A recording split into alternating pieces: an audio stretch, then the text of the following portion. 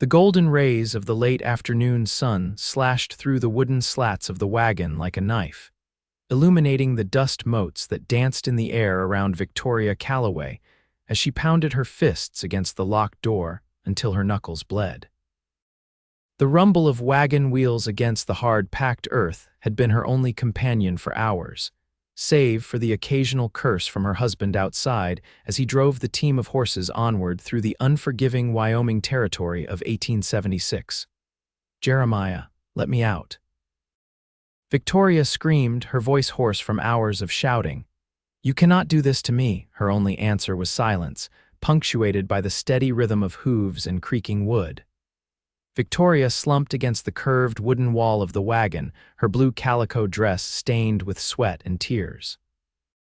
She'd been married to Jeremiah Pollard for just 6 months, and in that time, she'd watched the charming gentleman who'd courted her in Boston transform into a monster.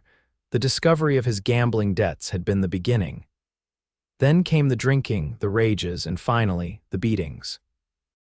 When Victoria had threatened to leave, to return to her family back east, Jeremiah had laughed in her face. He'd locked her in their wagon that morning as they departed the small settlement of Fort Laramie, telling her he was taking her somewhere she would never be found. Victoria wiped away her tears with the back of her hand. At 22, she had never imagined her life would come to this, trapped like an animal, being transported to God knew where by a man who had vowed to love and protect her. The wagon hit a deep rut in the trail, sending Victoria tumbling across the small space. Her head struck the wooden chest that contained their meager belongings, and she cried out in pain. Outside, Jeremiah didn't even slow the horses. As the light began to fade from the sky, the wagon finally came to a halt. Victoria tensed, listening to her husband's heavy footsteps as he dismounted from the driver's seat. She scrambled backward, pressing herself against the far wall as his shadow fell across the door. "You're going to behave yourself tonight," Jeremiah's voice was slurred with whiskey. "We'll be making camp here, and I don't want to hear a sound from you. Understand?" Victoria said nothing, her heart pounding in her chest. I said, "Do you understand?" Jeremiah pounded on the door, making the entire wagon shake. "Yes," Victoria whispered. "Good." She heard the sounds of him moving around the campsite, the horses being unhitched, a fire being built. Victoria hugged her knees to her chest, trying to think of a way out of her predicament. The door was secured with a heavy padlock, the key hanging from Jeremiah's belt. The walls of the wagon were solid oak. Even if she could somehow break through, where would she go? They were miles from civilization, in territory she didn't know. Victoria didn't realize she had fallen asleep until the sound of voices jerked her awake. She sat up quickly, wincing at the pain in her bruised body. It was fully dark now, the only light coming from what must be Jeremiah's campfire outside. But there was another voice, a man's voice she didn't recognize. "Just passing through," the stranger was saying, his deep voice carrying a slight drawl. "Saw your fire and thought I'd check if everything was all right. Not many folks travel this route alone." "Everything's fine," Jeremiah replied curtly. "Just me and my cargo heading to Rock Springs." Victoria's heart sank. Cargo, that's all she was to him now. "That's a fair distance," the stranger commented. "Mind if I share your fire for the night?" "Been riding since dawn, and my horse could use the rest." There was a long pause before Jeremiah answered. "Suit yourself, but I'm heading out at first light." "Much obliged. Name's Garrett." Victoria crawled to the door of the wagon, pressing her ear against it to hear better. This stranger Blake represented her first hope in days, if she could somehow alert him to her presence, to her predicament. She heard the sound of a cork being pulled from a bottle, the glug of liquid pouring. "Strong stuff," Blake commented after what must have been a drink. "Best whiskey money can buy," Jeremiah boasted. "One of the few pleasures out in this God-forsaken territory." The men fell silent for a while, and Victoria strained to hear any movement. Then Blake spoke again. "That's a mighty fine wagon you've got, pretty secure for just cargo." Jeremiah laughed, the sound sending chills down Victoria's spine. "Some cargo's more valuable than others."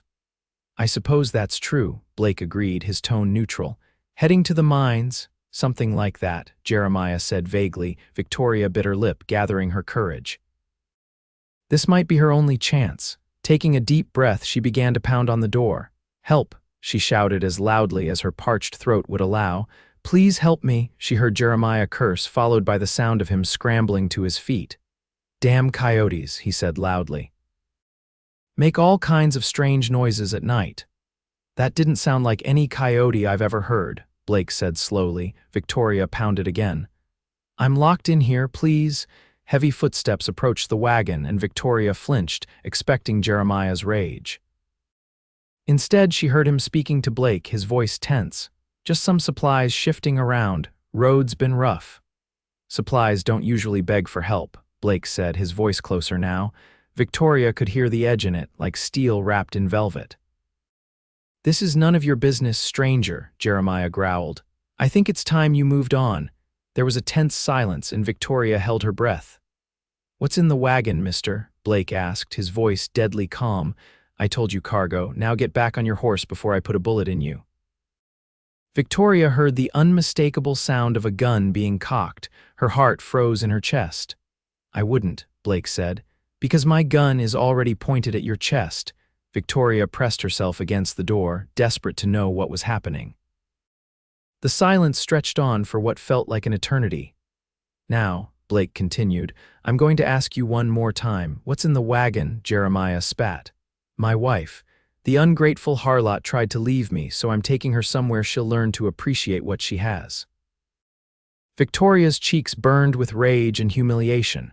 Even now, Jeremiah was twisting the truth, painting her as the villain. "Unlock it," Blake commanded. "Go to hell." There was a sudden scuffle, the sound of blows being exchanged, a grunt of pain, then silence again. Victoria's nails dug into her palms as she waited. "Last chance," Blake said, sounding slightly winded. "The key." Jeremiah must have refused again because Victoria heard another brief struggle, followed by the jingling of keys. Footsteps approached the wagon, and Victoria scrambled back from the door, unsure of what to expect. The lock rattled, and then the door swung open, revealing a tall figure silhouetted against the firelight. It wasn't Jeremiah. This man was taller, broader in the shoulders, with a wide-brimmed hat casting shadows over his face. "Madam," he said, his voice gentler than it had been moments before.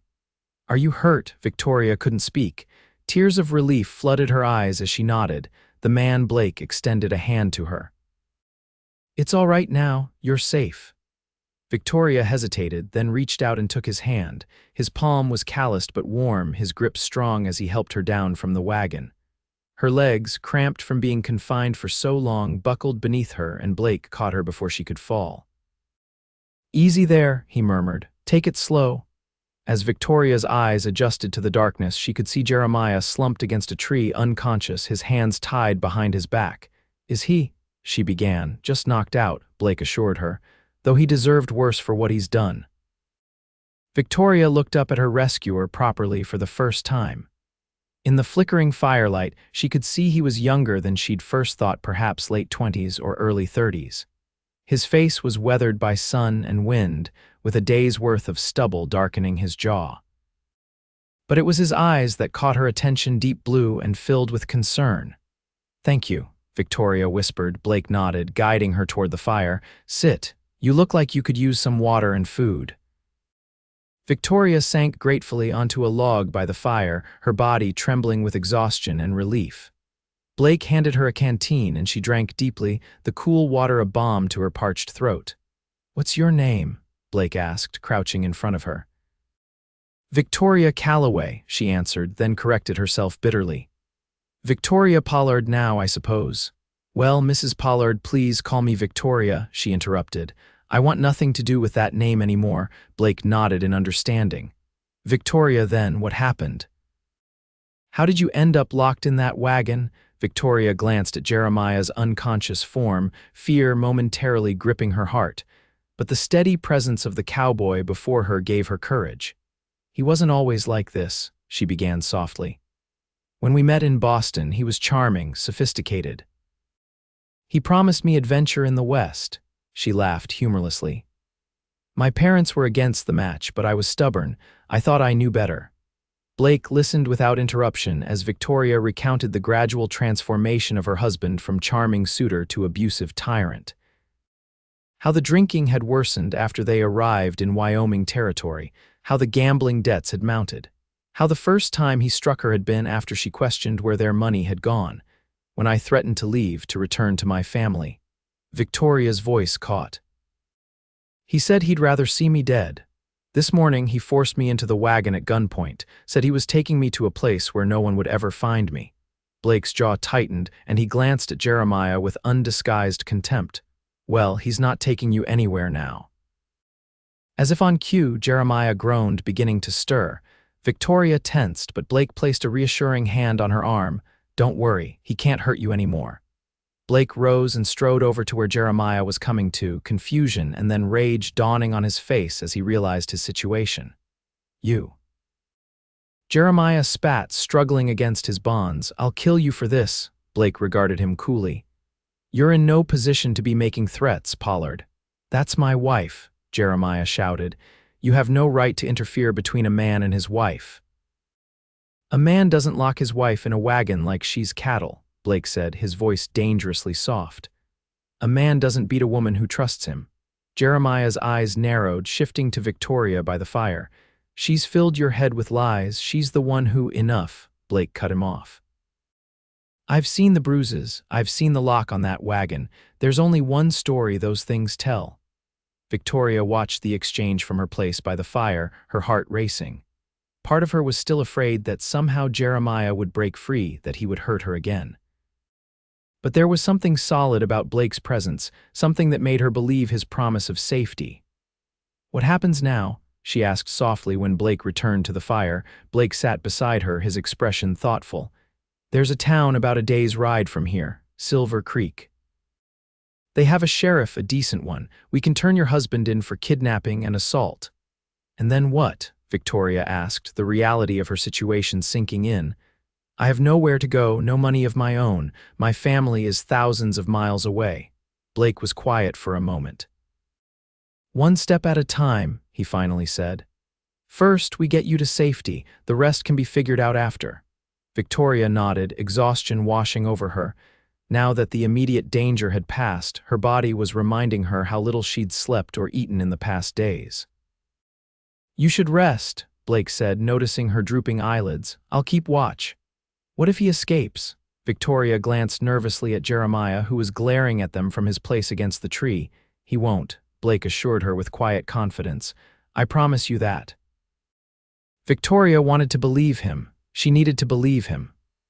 With a small nod, she allowed Blake to arrange a bedroll for her near the fire, a safe distance from Jeremiah. As she lay down, her body aching from the bruises Jeremiah had given her, and from being confined in the wagon, she looked up at the vast expanse of stars above. For the first time in months, Victoria felt a small flicker of hope. She closed her eyes, the warmth of the fire and the steady presence of her rescuer lulling her into the first peaceful sleep she'd had in a long time.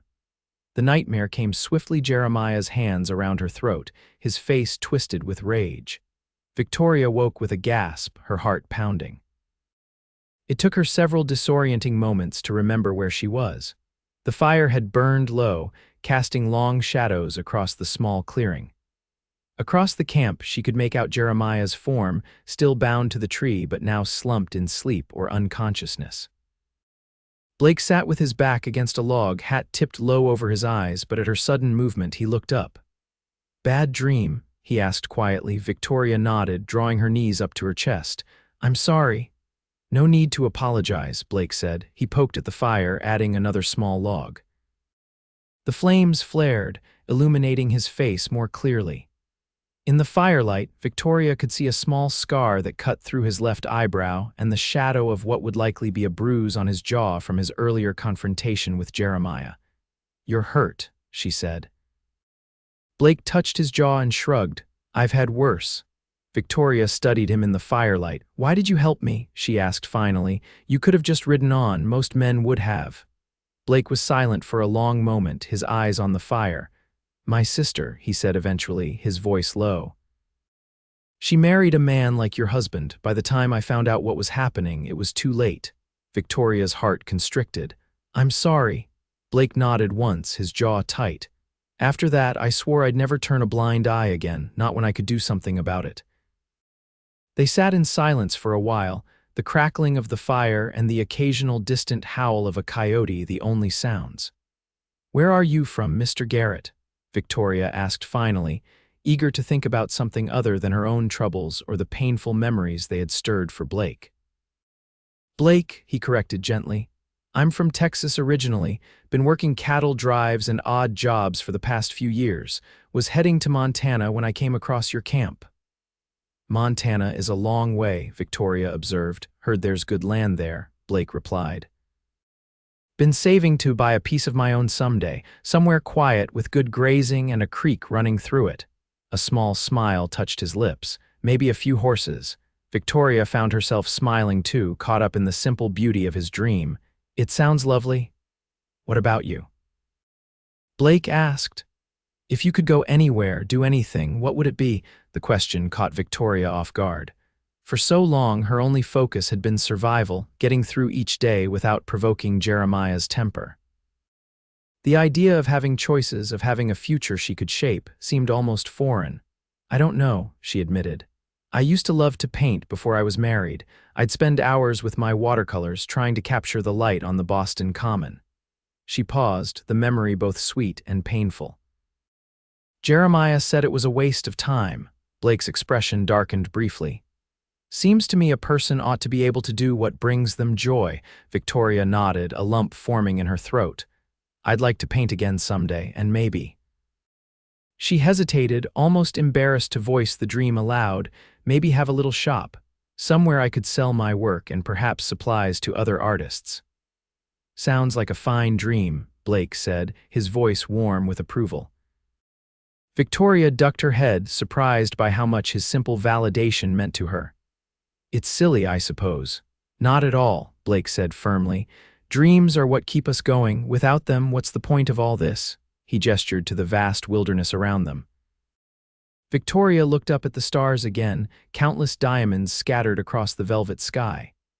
For the first time in months, she allowed herself to imagine a future one without fear, without Jeremiah's shadow looming over her. Thank you, she said softly. Blake looked at her questioningly.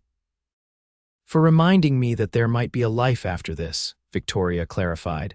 For helping me remember who I was before. Blake's eyes met hers across the fire, and something passed between them, an understanding, a connection that needed no words. For a brief moment, Victoria forgot about Jeremiah, forgot about her fears and uncertainties. In that moment, there was only the fire, the stars, and the kind eyes of the man who had saved her. Then Jeremiah groaned in his sleep, and the spell was broken. Victoria tensed, her gaze darting to her husband's form. Try to get some more rest, Blake suggested gently. We've got a long ride ahead of us tomorrow. Victoria nodded, lying back down on the bedroll. This time, when she closed her eyes, she didn't dream of Jeremiah's rage. Instead, she dreamed of wide open spaces, a creek flowing through green pastures, and a small shop with paintings displayed in the window. And somewhere in that dream, a man with kind blue eyes was never far away. The journey to Silver Creek took most of the next day. They had risen at dawn, Blake offering Victoria a simple breakfast of jerky and hardtack before they prepared to leave. Jeremiah, sullen and seething, had been bound and placed atop his horse, with Blake leading the animal. Victoria rode Blake's horse, while Blake himself walked alongside, one hand on the reins. The terrain was rugged, all rolling hills and stretches of prairie grass broken by stands of pine and aspen. The vastness of the Wyoming Territory spread out around them, both beautiful and intimidating. Victoria had never felt so small, so inconsequential, yet somehow, with each mile that passed beneath the horse's hooves, she felt a little more of her strength returning. They spoke little during the journey. Jeremiah occasionally hurled threats or insults, which Blake stoically ignored. Victoria tried to do the same, though each hateful word from her husband's mouth still had the power to make her flinch. "Don't listen to him," Blake said quietly, after a particularly vicious tirade from Jeremiah about how Victoria would regret her betrayal. Men like him, their words are all they have left when they know they're beaten. Victoria nodded, though she couldn't completely shake the fear that had become so deeply ingrained in her over the past months. Part of her still couldn't believe that she was free of Jeremiah, that she wouldn't somehow end up back under his control. As the sun began its descent toward the western horizon, the first buildings of Silver Creek came into view. It was a small settlement, just a single main street with wooden buildings on either side, a general store, a saloon, a small church, and what appeared to be a hotel. At the far end of the street stood a squat building with a sign declaring it to be the sheriff's office. People stopped to stare as they rode in a tall cowboy leading a bound man on horseback, with a battered-looking woman riding alongside. Victoria felt her cheeks burn under their curious gazes, acutely aware of her disheveled appearance and the visible bruises on her face. Blake led them directly to the sheriff's office, tying the horses to the hitching post outside. "Wait here," he told Victoria, helping her down from the horse. Then, with a firm grip on Jeremiah's arm, he marched the man inside. Victoria stood beside the horse, feeling exposed and vulnerable without Blake's reassuring presence. Several townspeople had gathered across the street, whispering among themselves as they watched the scene unfold. Victoria wrapped her arms around herself, wishing she could disappear. After what felt like an eternity, Blake emerged from the sheriff's office, followed by a grizzled older man wearing a tin star on his vest. Jeremiah was nowhere to be seen. "Victoria," Blake said, gesturing to the older man, "this is Sheriff Morgan. He'd like to ask you a few questions about what happened." The sheriff tipped his hat to Victoria. "Madam," he said, his voice gruff but not unkind, "mighty sorry about what you've been through. If you're up to it, I'd appreciate hearing your side of things." Victoria nodded, steeling herself. "Of course." Inside the sheriff's office, Victoria sat on a hard wooden chair, recounting her ordeal as Blake stood silent sentinel near the door. She spoke of Jeremiah's increasing violence, of his threats, of being locked in the wagon, and told she was being taken somewhere she would never be found. Her voice faltered at times, but she forced herself to continue, determined that Jeremiah would face consequences for what he had done.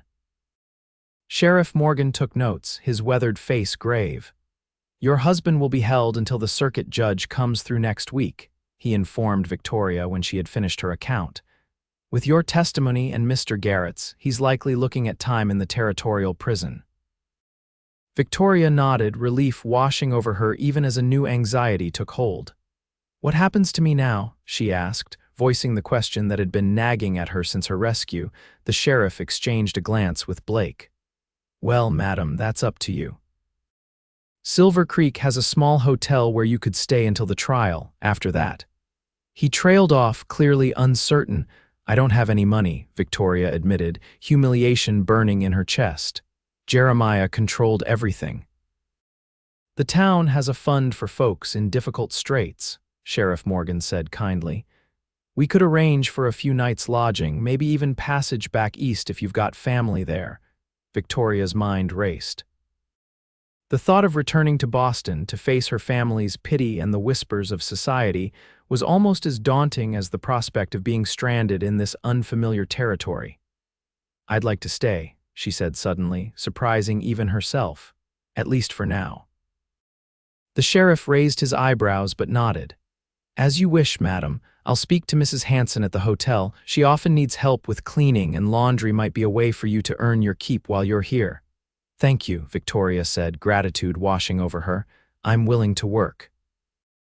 As they left the sheriff's office, the sun had fully set, casting the main street in deep shadows relieved only by the warm glow spilling from windows and the occasional lantern.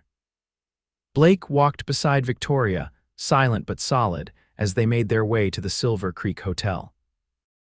It was a modest two-story building with a wide porch and clean, if simple, accommodations. Mrs. Hanson, the proprietor, was a stout woman with kind eyes who took one look at Victoria's battered face and clucked sympathetically. "You poor dear," she said, leading Victoria to a small room on the second floor. "A hot bath and a proper meal, that's what you need, and then rest." Victoria could have wept at the woman's kindness. After Mrs. Hanson left to arrange for bathwater to be brought up, Victoria turned to Blake, who had lingered in the doorway. "I don't know how to thank you," she said softly. Blake shifted, seeming almost uncomfortable with her gratitude. "No need for thanks, just did what any decent person would do."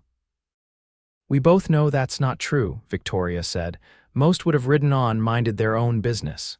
She hesitated, then asked the question that had been on her mind since they reached Silver Creek. "Will you be staying in town?" Blake glanced down at his dusty boots. "For a few days, maybe. Want to make sure everything's settled with your husband before I move on."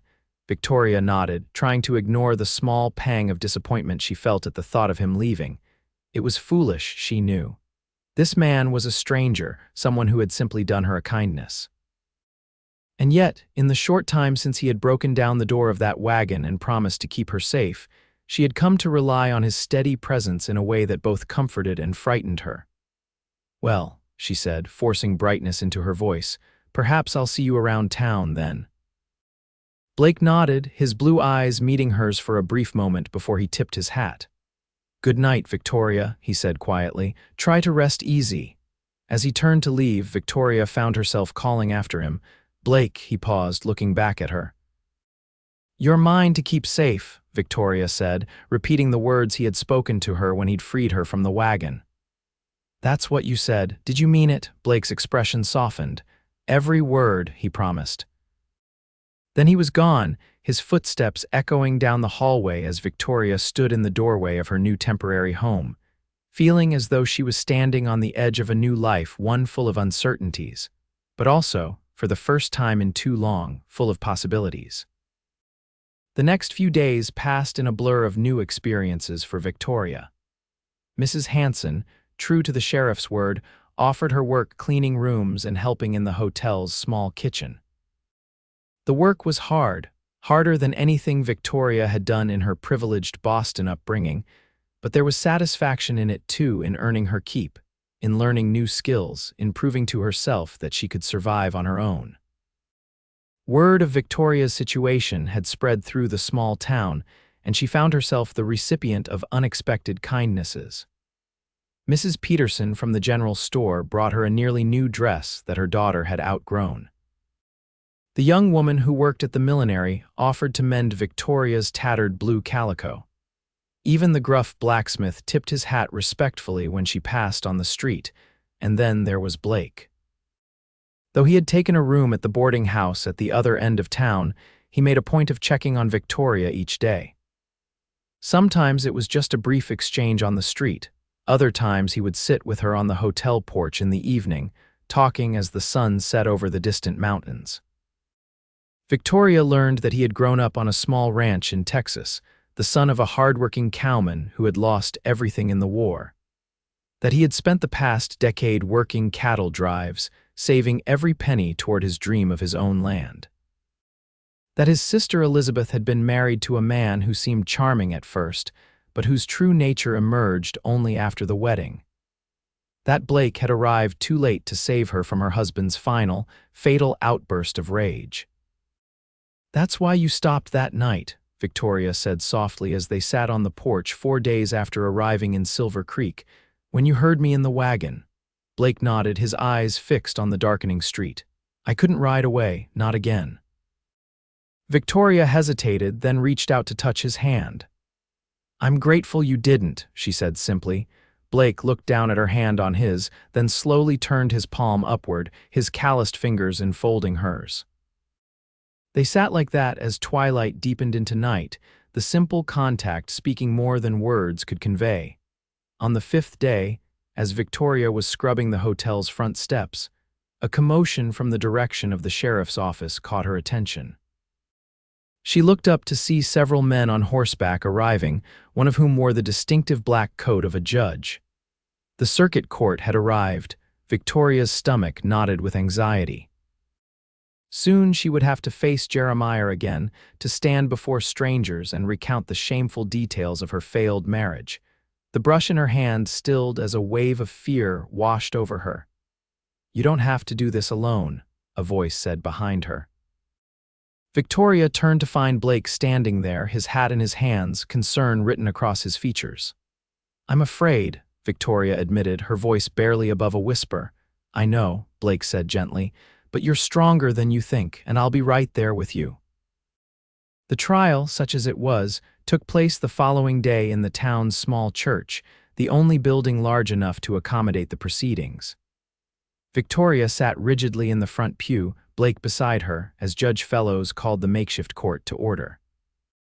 Jeremiah was brought in, his wrists shackled. He looked thinner than Victoria remembered, his once elegant clothes rumpled from days in the small jail cell. His eyes found hers immediately, filled with cold fury that made her shrink back instinctively. Blake's hand found hers, a silent promise of protection. The proceedings were mercifully brief. Sheriff Morgan presented the facts as he knew them. Blake testified to finding Victoria locked in the wagon, to Jeremiah's threats and violence, and then it was Victoria's turn. Rising on shaky legs, Victoria approached the small table where the judge sat. As she swore to tell the truth, her voice trembled, but her resolve did not. Slowly, clearly, she recounted the months of abuse, the escalating violence, and finally, the terrifying journey in the locked wagon. "And what do you wish to happen now, Mrs. Pollard?" Judge Fellows asked. When she had finished her testimony, Victoria straightened her shoulders, her gaze never wavering from the judge's face. "I wish to be free of him," she said firmly. "I want a divorce." A murmur ran through the assembled townspeople. Divorce was uncommon, scandalous even, but Judge Fellows merely nodded, making a note in his ledger. "And you, Mr. Pollard," the judge turned to Jeremiah, "what do you have to say to these accusations?" Jeremiah rose, his handsome features arranged in an expression of wounded dignity. "My wife has always had a flair for the dramatic, Your Honor," he said smoothly. "Yes, we argued, as all married couples do, and yes, I may have been too stern with her at times. But these wild tales of abuse are nothing but the fabrications of a hysterical woman who has been unduly influenced by this. Cowboy." He spat the last word like a curse, glaring at Blake, Victoria's hands curled into fists at her sides. How easily the lies fell from his lips, how confidently he twisted the truth. "If you'll just release me, Your Honor," Jeremiah continued, "I'm sure my wife and I can resolve our differences privately. There's no need for legal intervention in what is simply a domestic misunderstanding." Judge Fellows studied Jeremiah for a long moment, then turned to Victoria. "Mrs. Pollard, do you have any evidence of these alleged abuses beyond your testimony and that of Mr. Garrett?" Victoria's heart sank. Of course, there was no evidence, no witnesses to the private hell of her marriage, no documentation of the bruises that had come and gone over the months. It would be her word against Jeremiah's, and he had always been so convincing, so charming when he needed to be. She began, but was interrupted by a new voice from the back of the church. "I have something, Your Honor." All heads turned to see Mrs. Hanson standing in the aisle, a small bundle in her hands, the dress Mrs. Pollard was wearing when she arrived, the hotel keeper said, approaching the judge's table. "I kept it, thinking she might want it mended, but perhaps it will serve a different purpose now."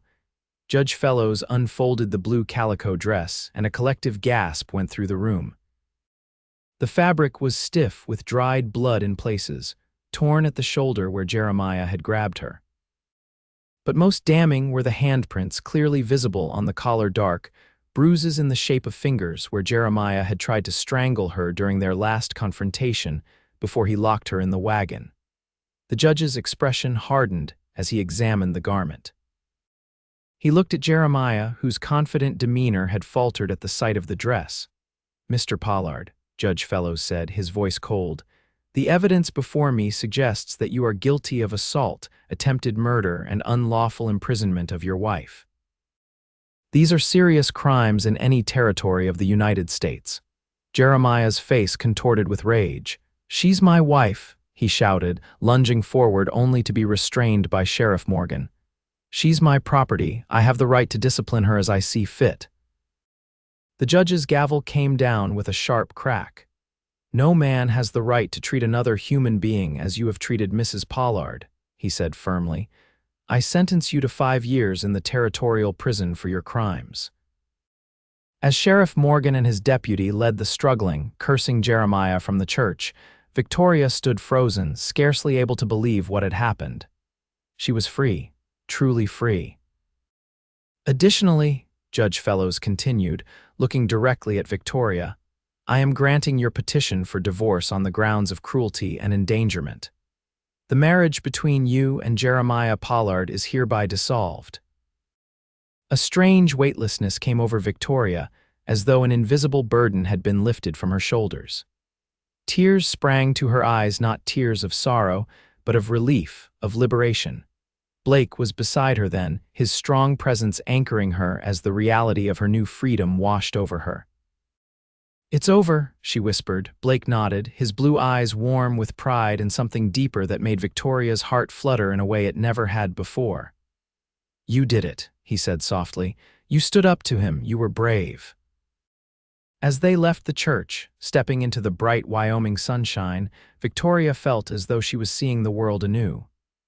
Silver Creek, which had been merely a refuge before, now seemed full of possibility. The mountains in the distance, the wide open sky, the bustling little Main Street, all of it represented choices she was now free to make. "What will you do now?" Blake asked as they walked slowly back toward the hotel. Victoria considered the question.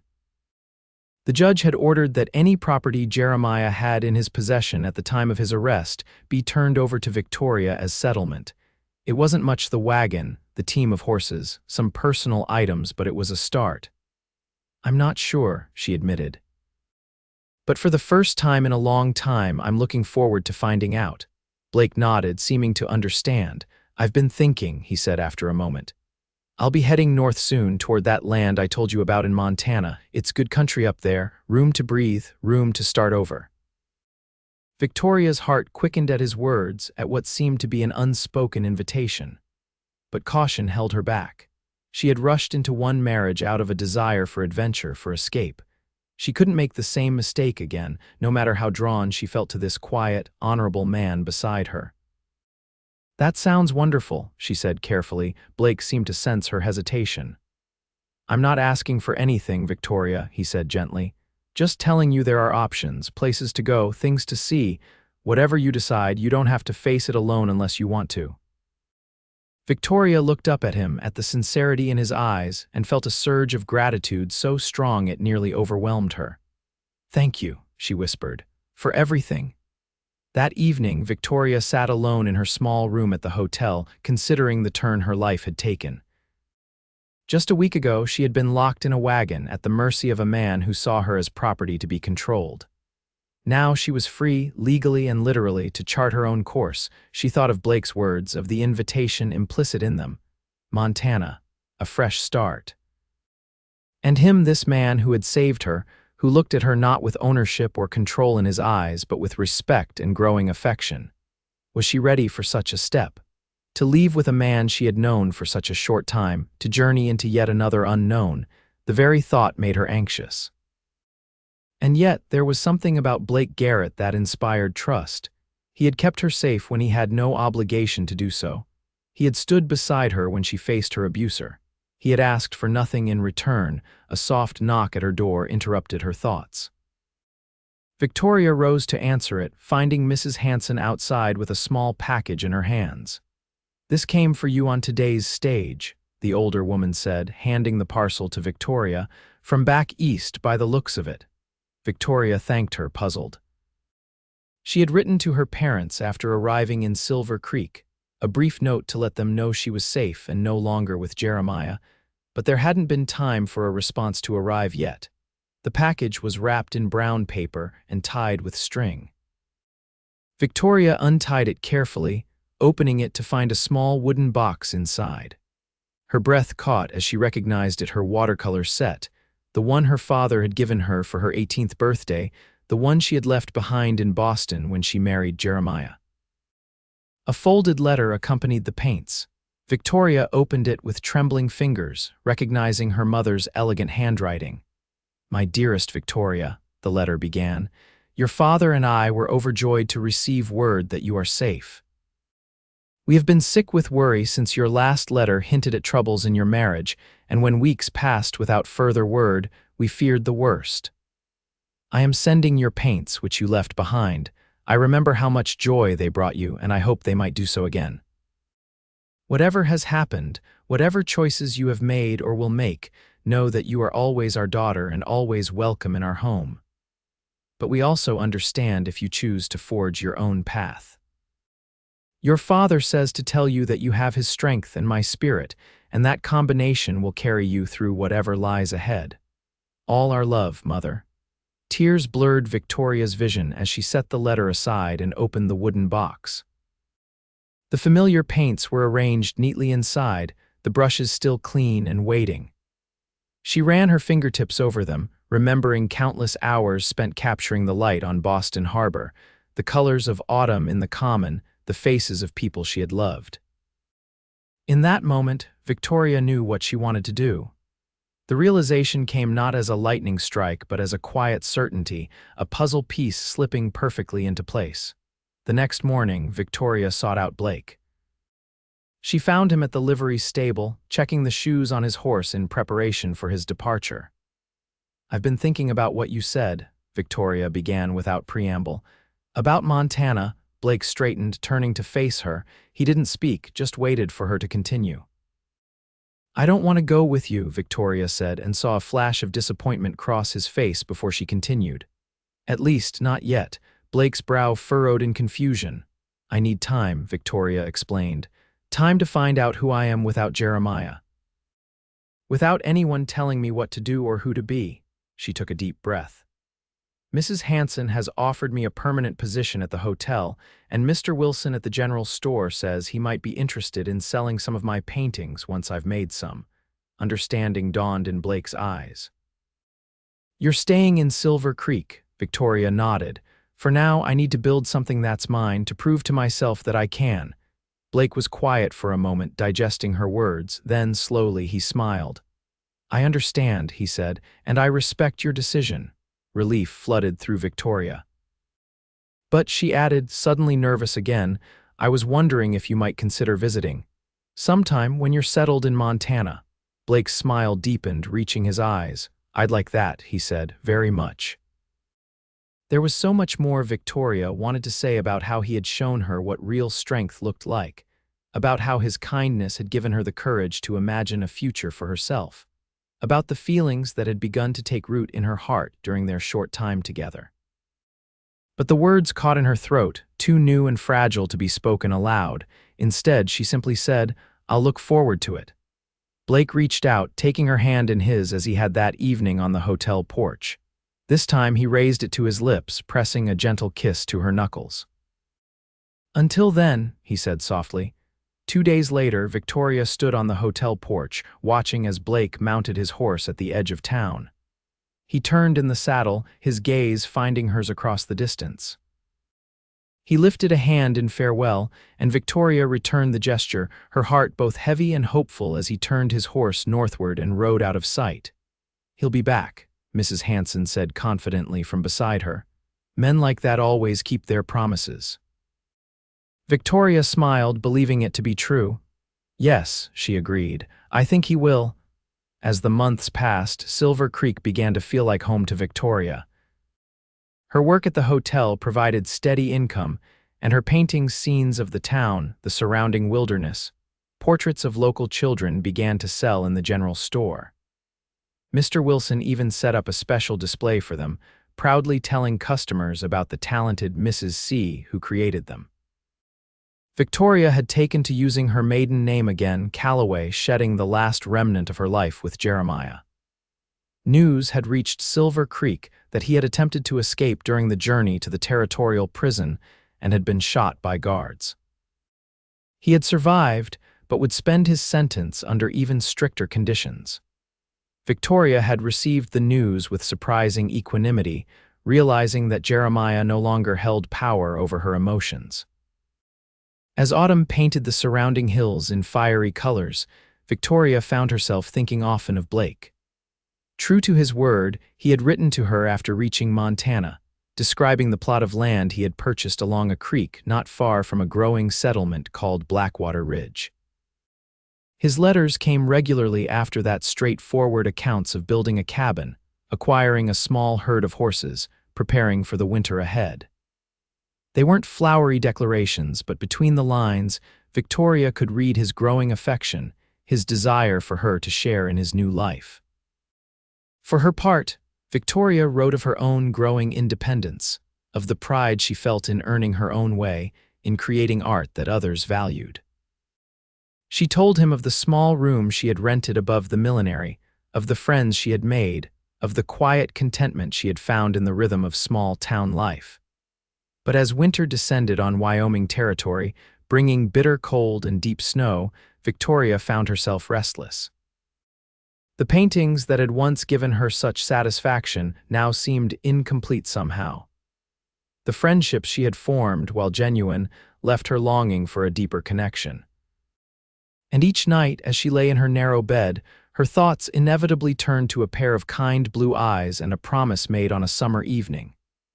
"You're pining," Mrs. Hanson observed bluntly one afternoon in early February as Victoria stood at the hotel window, staring at the snow-covered street. "I'm not pining," Victoria protested, though she knew it wasn't entirely true. "I'm just missing him," Mrs. Hanson finished for her. "There's no shame in it, girl, and no shame in admitting that being on your own isn't all you thought it would be." Victoria sighed, turning to face the older woman who had become a friend and mentor over the past months. "I needed this time," she said. "I needed to know that I could survive on my own, that I could build a life for myself." "And you've done that," Mrs. Hanson said firmly. "You've proven your strength, but strength isn't just about standing alone, Victoria. Sometimes it's about knowing when to reach for someone else's hand." Victoria thought of Blake's hand in hers, strong and steady, of the letters tucked in her dresser drawer, filled with quiet longing and patience. Of the dreams she still had at night, dreams of wide open spaces, of horses running free, of a home built not on control or fear, but on mutual respect and growing love. "You're right," Victoria admitted softly. Mrs. Hanson smiled, patting her arm. "Usually am," she said. "Now, what are you going to do about it?" The answer came to Victoria with perfect clarity. "I'm going to Montana," she said. The journey north was not an easy one, especially in the depths of winter. Victoria traveled by stage where she could, hiring guides for the more remote stretches. She carried with her only what would fit in 2 valises' clothes, a few precious books and her painting supplies. The rest she had sold or given away, closing the chapter on her life in Silver Creek with gratitude for what it had taught her. As the stage crested a hill on the final leg of her journey, the driver pointed ahead to a small settlement nestled in a valley below, smoke rising from chimneys into the clear February sky. "Blackwater Ridge," he announced. "Not much to look at yet, but growing every day." Victoria's heart raced as she took in the scene. Somewhere beyond that settlement was Blake's homestead, the place he had described so vividly in his letters that she could almost picture it. The cabin he had built with his own hands, the corral where he kept his growing herd of horses, the creek running nearby that would freeze over in winter and bubble with trout in summer. The stage deposited Victoria at the town's only hotel, a crude affair compared to Mrs. Hanson's establishment, but clean and warm. The proprietor raised his eyebrows when she inquired about Blake Garrett's ranch. "Garrett's place? That's a good 5 miles west of town," he told her. "No way to get out there today, storms coming in. Best wait till morning." Victoria nodded, trying to hide her disappointment. She was so close, yet still separated from Blake by both distance and weather. "I can send word that you're here if you'd like," the man offered, noting her crestfallen expression. "My boy's heading that direction anyway, delivering mail." "Yes, please," Victoria said gratefully. "Tell him Victoria Calloway is here."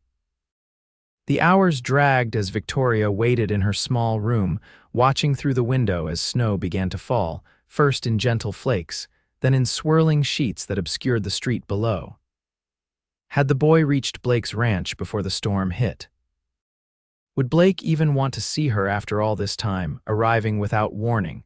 Doubt began to creep in. whispering that she had made a mistake, that she had misread his letters, that he had moved on with his life while she was finding herself in Silver Creek. Victoria paced the small room, alternating between certainty and anxiety as the afternoon waned into evening. As darkness fell, the storm intensified, howling around the eaves of the hotel. Victoria lit the lamp beside her bed and tried to distract herself with a book. But the words swam before her eyes, impossible to focus on. Then, cutting through the howl of the wind, came the sound of boots on the hotel stairs, heavy and determined. Victoria's heart leapt to her throat as a knock sounded at her door. With trembling hands, she crossed the room and opened it. Blake stood in the hallway, snow melting on his hat and coat, his cheeks reddened from the cold, his blue eyes wide with disbelief and hope. "Victoria," he breathed, her name a prayer on his lips. "Blake," she whispered back. For a long moment they simply stared at each other, drinking in the changes that months apart had wrought. Blake looked stronger, more settled, the hard edges of the wandering cowboy softened somewhat. Victoria knew she too had changed, her posture more confident, her eyes clearer, the fear that had once shadowed her face now gone. "I got your message," Blake said finally. "I couldn't wait until morning."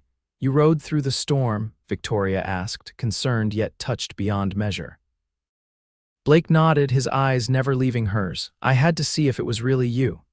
"It's really me," Victoria confirmed softly. "Why?" Blake asked, the single word containing a world of questions. Why had she come? Why now? Why him? Victoria took a deep breath. "Because I'm ready," she said simply. "Ready to see what happens next, with you if you still want that." Blake's expression softened, a smile spreading across his features that made Victoria's heart soar. "I've wanted that since the moment I broke down that wagon door," he admitted, "since I promised to keep you safe." Victoria stepped forward, closing the distance between them. Slowly, giving her every chance to pull away, Blake raised his hand to her cheek, his touch gentle, reverent. "You're mine to keep safe," he murmured, echoing his words from that first night, "if that's what you want."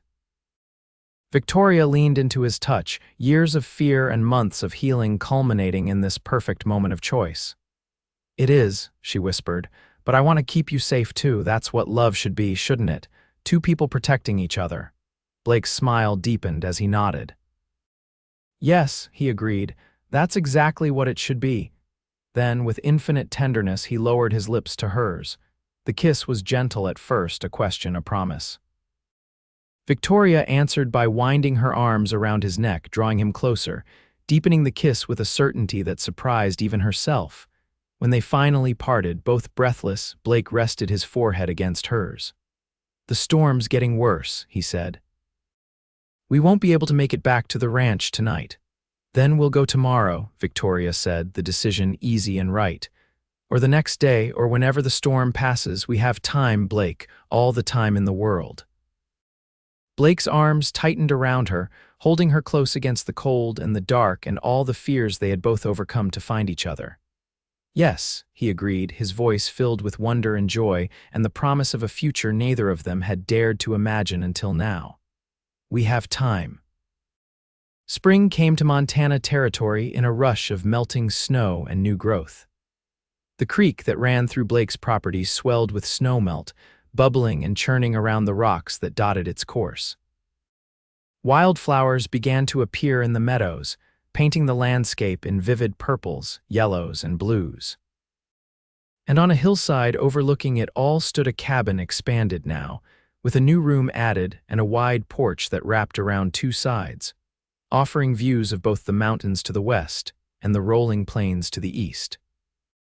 On that porch, Victoria Garrett sat at an easel, her brushes moving deftly across canvas as she captured the scene before her.